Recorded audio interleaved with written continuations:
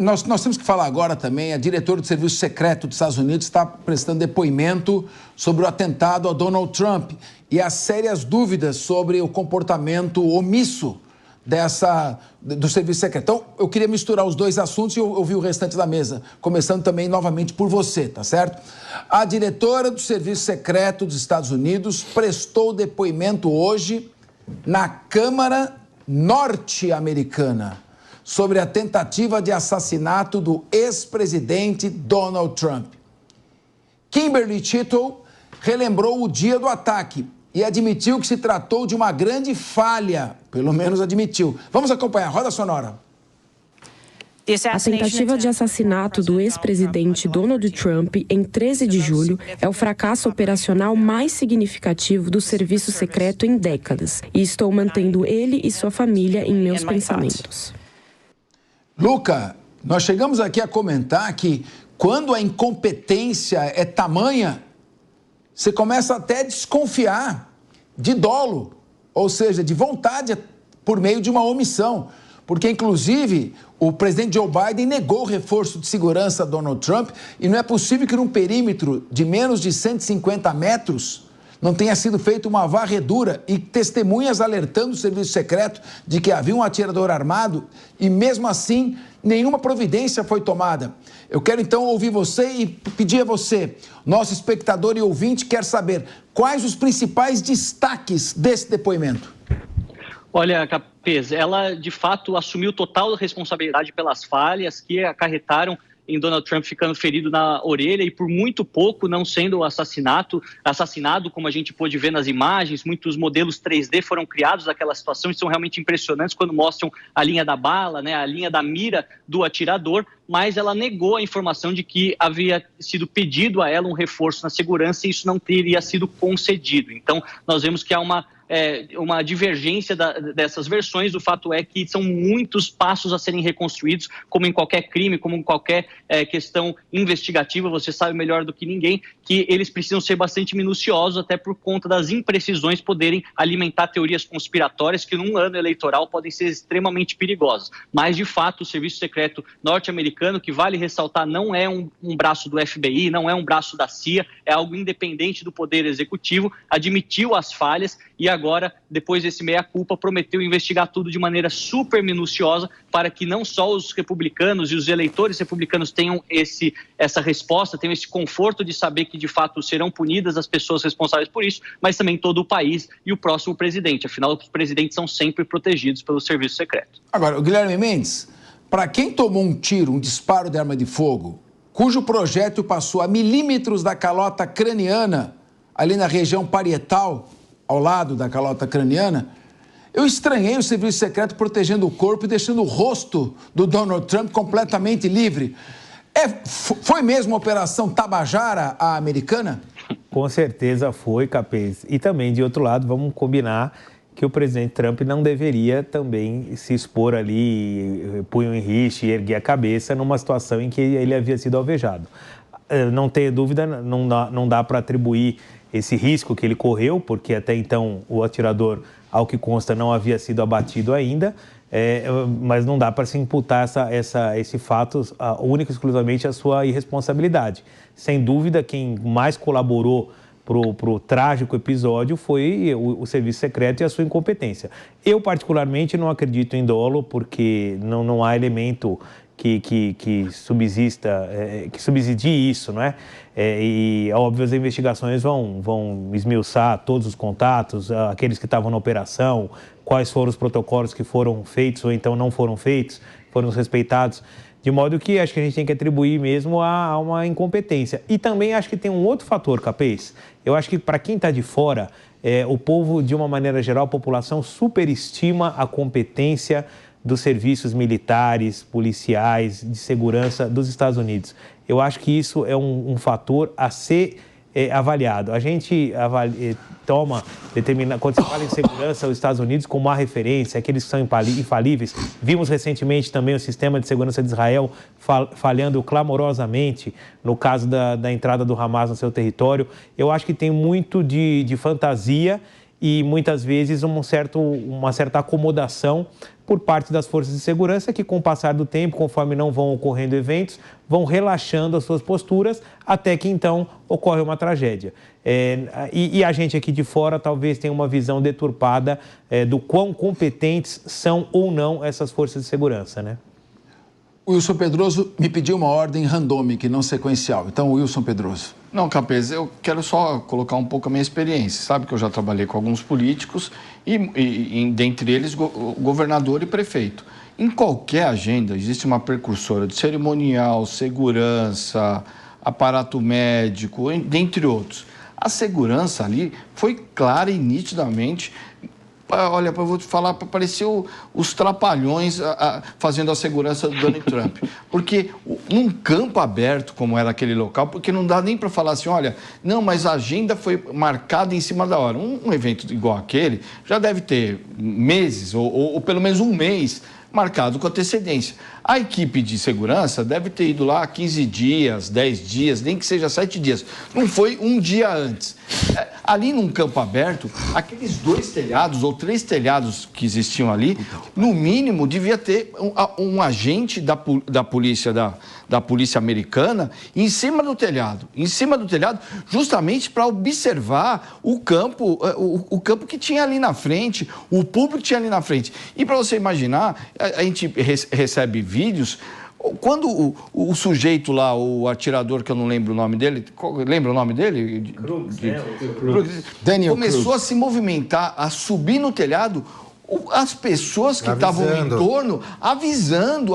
Então teve até movimento das pessoas no entorno que deveria ter chamado a atenção daquele sniper que estava no outro telhado ao lado do palco, porque as pessoas estavam muito agitadas. Ou seja, ali foi amadorismo. Olha o câmera tranquilo no meio do negócio, o câmera fazendo, e o policial filmando ali, fazendo pose. E não é, Capês, se você for ver, até na retirada... Olha o Dirty Harry lá. Até acho que o Trump, ele aproveitou politicamente aquele momento, né? Porque a hora que ele entendeu, falou, eu já tô... Olha o tiro livre aí, olha a área livre para tiro. Pelo menos já perdi a orelha, mas você vê, ele levanta e fica... Porque nesse momento... Falaram que o atirador tinha morrido nessa hora, por isso que ele levantou. Não, eles conversam ali, dá pra ouvir na transmissão. Mas eles mataram um atirador para ter outro, para ter um segundo, para ter um terceiro em outro local, porque eles não viram o atirador, poderiam ter visto lá. Deixar ele assim, exposto, é uma insegurança, é uma incapacidade de proteger um agente público, um candidato à presidência dos Estados Unidos, é um amadorismo, porque além de tomar o tiro, ainda ele ficou exposto para tomar outros tiros, é amadorismo. Eu não acho que tem algo além de amadorismo nisso. Eu acho que realmente eles não tinham capacidade de fazer a proteção do Trump e tem relatos que o Trump, inclusive, já tinha percebido isso, já tinha solicitado um maior número de policiais que por algum motivo foi negado, mas amadorismo total. Muito bem. Meu querido Diego Tavares, John Fitzgerald Kennedy, Bob Kennedy, Martin Luther King, Ronald Reagan em 1981, Gerald Ford sofreu uma tentativa também, um atentado. Então, me parece que é um corriqueiro lá. O serviço secreto nem sempre tem sido competente. Isso é muito perigoso, porque se 1 milímetro para cá, o destino do mundo poderia ser mudado. Exato, Capês. E a gente não pode nem falar aqui que não existe experiência. Você mesmo citou vários episódios aqui agora de atentados contra políticos, contra figuras importantes da política norte-americana. Está muito claro desde o primeiro momento que foi, como disse aqui o Wilsinho, como disse aqui o Guilherme Mendes, um episódio de amadorismo do serviço secreto. Também não acredito na teoria da conspiração de que tudo se tratou de um episódio orquestrado pelos democratas para tirar o Trump da disputa. Enfim, tem que fazer muita ginástica mental para chegar a esse tipo de conclusão, mas o fato é que o Serviço Secreto norte-americano precisa melhorar os seus protocolos de atuação, principalmente porque a arma que foi utilizada para o atentado é um armamento extremamente comum nos Estados Unidos. O fuzil R-15, inclusive, é a arma mais utilizada nesse tipo de atentado, desses ataques que às vezes ocorrem lá em escolas, em ambientes fechados. Essa é uma arma muito comum e essa arma tem a possibilidade de fazer um disparo a até 500 metros de distância. Ou seja, se existe um armamento comum que é usado frequentemente em atentados dessa natureza, que dispara até 500 metros de distância, dependendo das condições, evidentemente que no telhado onde se posicionou esse atirador, como disse o Ilcinho, não deveria ter ali um vácuo do serviço secreto, mas deveria ter ali um agente do serviço secreto, justamente para cobrir todo o perímetro onde um armamento desse poderia ser utilizado. Mas, como os Estados Unidos é um país onde as instituições funcionam, onde a coisa lá é séria, diferentemente do que acontece aqui no Brasil, lá nós já começamos a ter algumas respostas, começando pela postura do próprio Serviço Secreto de admitir que houve uma falha. Então, muito possivelmente, esse crime vai ser desvendado, nós chegaremos às motivações do atirador, chegaremos a todas as condições para que o mundo saiba o que de fato aconteceu naquele sábado com o Donald Trump no estado da Pensilvânia. João Belucci, sem contar que podia ter sido utilizado um drone, o calibre era 5,56 e esse calibre não tem tanta precisão. Se tivesse um projétil mais pesado, como o 7,62, provavelmente ele teria errado. E mais,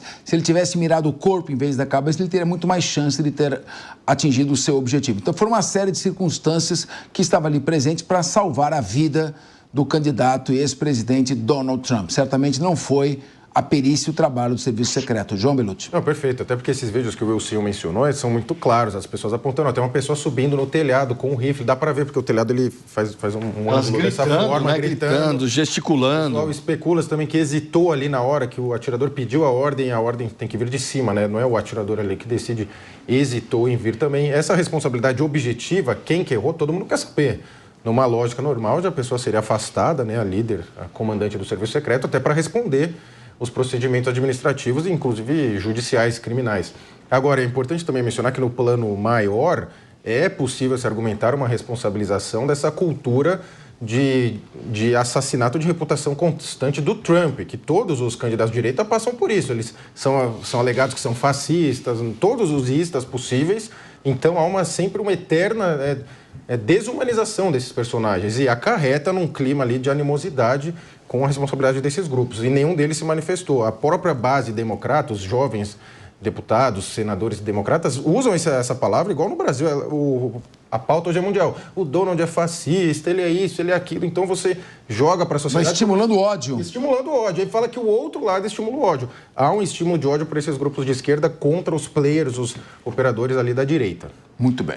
Luca Bassani, eu gostei dos seus comentários finais, você ouviu tudo, gostaria de fazer uma abordagem final, você já está se despedindo de nós, já são 20 horas e 22 minutos aí em Munique, já está na hora de você também jantar aí, porque se janta muito cedo na Alemanha. Queria ouvir os seus comentários finais, por favor.